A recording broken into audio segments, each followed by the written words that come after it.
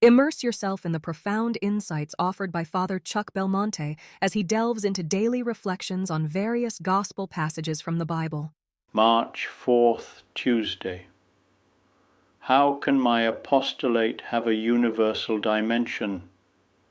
Along the roads of Galilee, Jesus met a woman, a Syrophoenician, and she begged him to cast the demon out of her daughter.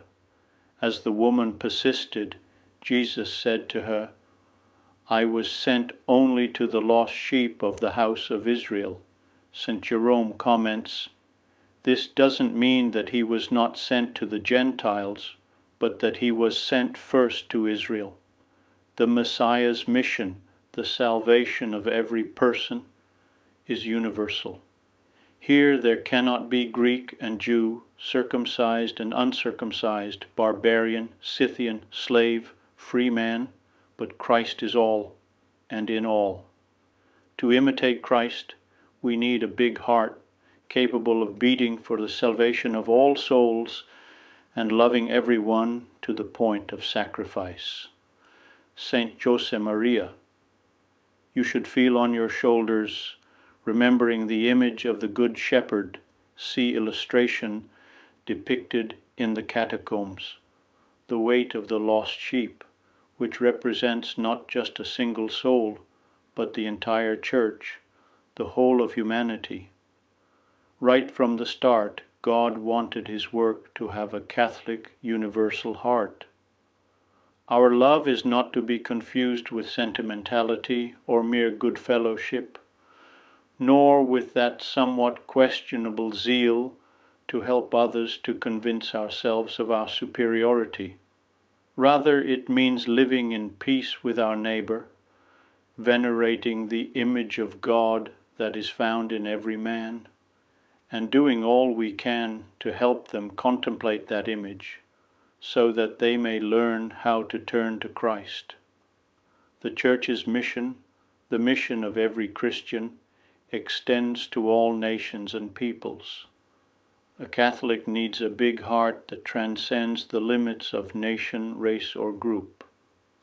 Your charity has to be far-reaching, universal. You have to set your sights on the whole of mankind with a concern for every soul in the whole world.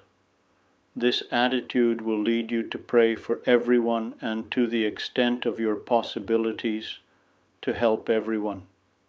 We see how Jesus' heart is open to the needs of all humanity, and he said to her, "Let the children first be fed, for it is not right to take the children's bread and throw it to the dogs." But she answered him, "Yes, Lord, yet even the dogs under the table eat the children's crumbs." And he said to her, "For this saying you may go your way. The demon has left your daughter."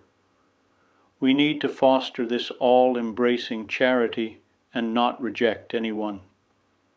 An authentic rule of law is verified precisely in the dignified treatment everyone deserves, especially the poorest and most marginalized. The true common good is promoted when society and government, with creativity and strict respect for the rights of all, as I have affirmed on numerous occasions, welcome, protect, promote, and integrate the most fragile, unprotected, and vulnerable. This does not impede the development of a policy regulating orderly and legal migration. However, this development cannot come about through the privilege of some and the sacrifice of others.